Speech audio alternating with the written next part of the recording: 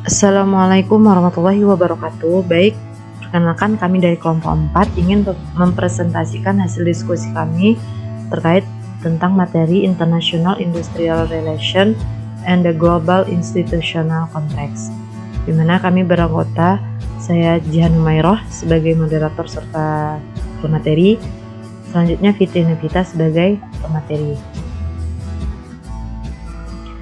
Yang pertama yaitu masalah utama dalam hubungan industri internasional, kebijakan hubungan industrial dan praktek perusahaan multinasional. Karena perbedaan nasional dalam sistem ekonomi, politik, dan hukum menghasilkan sistem hubungan industrial yang sangat berbeda di seluruh negara. Perusahaan multinasional umumnya mendelegasikan pengelolaan hubungan industrial untuk anak perusahaan asing mereka. Ada beberapa faktor yang mempengaruhi keterlibatan mereka, yaitu yang pertama yaitu tingkat integrasi produksi antar anak perusahaan, the balance sheet approach atau pendekatan neraca, di mana menurut Hamilton 1948 sebuah integrasi tingkat tinggi ditemukan menjadi faktor paling penting yang mengarahkan ke sentralisasi fungsi hubungan industrial dalam perusahaan yang diteliti. Hubungan industrial ini di seluruh sistem menjadi penting terhadap kelangsungan kantor perusahaan pusat ketika pola sourcing transnasional telah dikembangkan, yaitu ketika anak perusahaan di satu negara bergantung pada perusahaan asing lain sebagai sumber komponen atau pengguna dari output. Yang kedua yaitu kewarganegaraan dari kepemilikan anak perusahaan, di mana bukti dari beberapa perbedaan antar perusahaan Eropa dan Amerika Serikat dalam keterlibatan kantor pusat dalam hubungan industrial. Sejumlah peneliti mengungkapkan bahwa perusahaan-perusahaan Amerika Serikat cenderung melakukan kontrol terpusat yang lebih besar hubungan kerjanya daripada perusahaan-perusahaan Eropa, Inggris, atau lainnya. Yang ketiga yaitu pendekatan manajemen sumber daya manusia internasional. Dalam bab-bab sebelumnya kita membahas berbagai pendekatan sumber daya manusia manajemen internasional yang dimanfaatkan oleh perusahaan multinasional.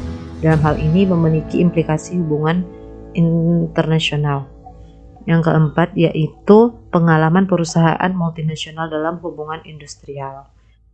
Perusahaan Eropa cenderung berurusan dengan serikat industri di tingkat industri daripada di tingkat perusahaan. Sebaliknya lebih khas untuk perusahaan-perusahaan Amerika Serikat.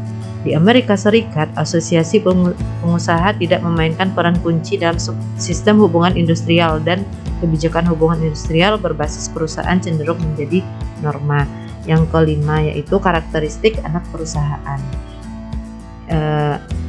Anak perusahaan yang dibentuk melalui akuisisi perusahaan asli yang cenderung diberikan lebih jauh otonomi atas hubungan industrial di situs Greenfield yang didirikan oleh sebuah perusahaan multinasional.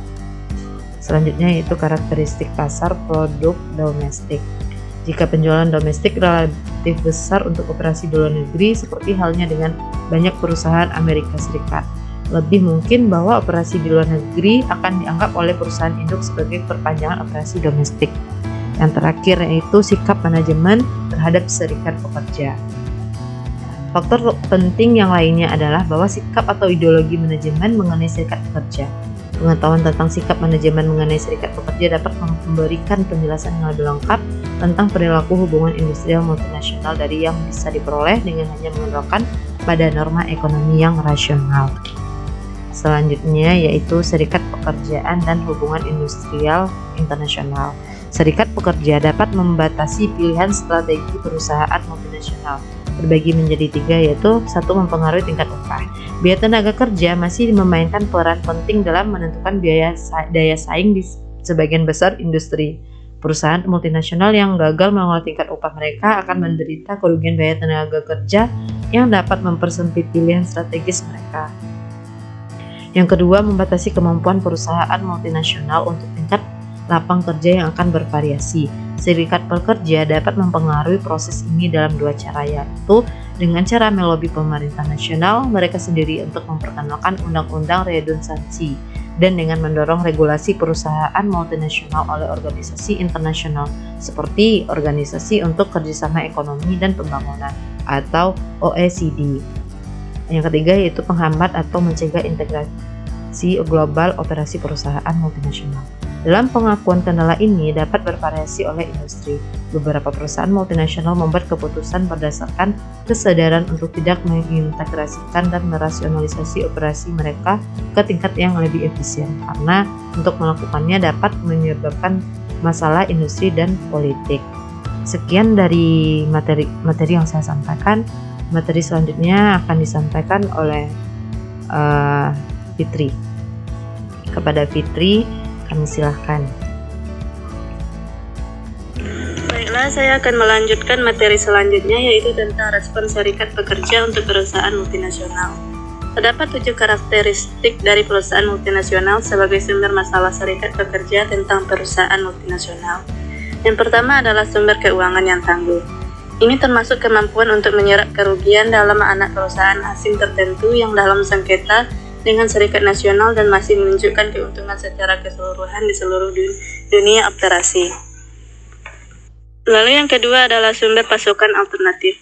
Ini mungkin mengambil bentuk eksplisit kebijakan dual sourcing untuk mengurangi kerentanan multinasional terhadap pemogokan oleh serikat nasional. Dan yang ketiga adalah kemampuan untuk memindahkan fasilitas produksi ke negara lain. Kekhawatiran dilaporkan karyawan dan serikat buruh adalah bahwa keamanan kerja mungkin terancam jika multinasional berusaha untuk menghasilkannya di luar negeri dengan apa yang bisa memiliki atau sebelumnya telah diproduksi di dalam negeri.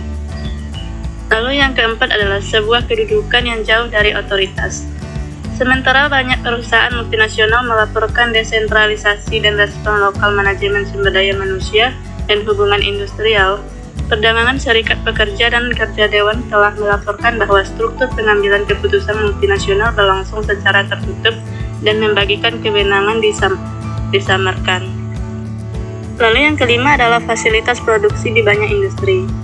Banyak perusahaan multinasional mengoperasikan banyak lini produk di berbagai industri. Lalu yang keenam adalah pengetahuan unggul dan keahlian dalam hubungan industrial, dan ketujuh adalah kapasitas untuk menggelar sebuah sarangan investasi. Selanjutnya adalah tanggapan serikat pekerja terhadap perusahaan multinasional, yaitu ada 3. Yang pertama adalah Sekretariat Perdagangan Internasional, International Trade Secretariats atau ITSS. ITSS berfungsi sebagai konfederasi untuk menyediakan link dan seluruh dunia untuk serikat nasional dalam perdagangan atau industrial tertentu, misalnya logam, transportasi, dan bahan kimia. Lalu yang kedua adalah melobi atau perundang-undangan nasional yang dibatasi. Pada level politik, serikat buruh telah bertahun-tahun melobi atau perundang-undangan nasional ketat di Amerika Serikat dan Eropa. Motivasi dari serikat pekerja untuk mengejar legislasi nasional ketat didasarkan pada keinginan untuk mencegah ekspor pekerjaan melalui kebijakan investasi multinasional.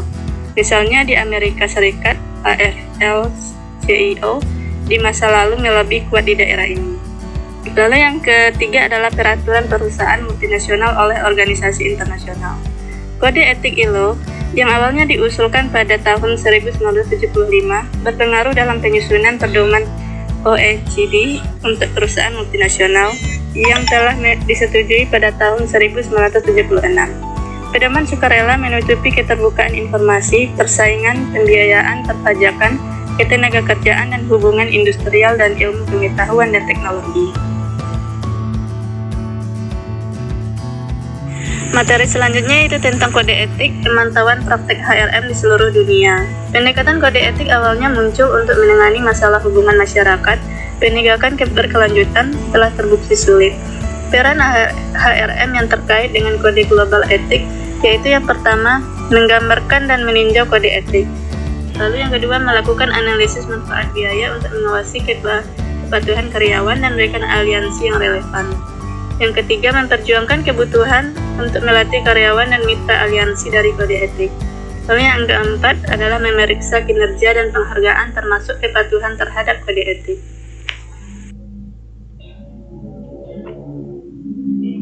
Sekian penjelasan materi dari saya. Selanjutnya saya serahkan kepada moderator.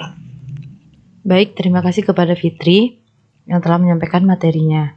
Baik, itu dari hasil diskusi yang bisa kami sampaikan. Billahi taufiq wal hidayah. Wassalamualaikum.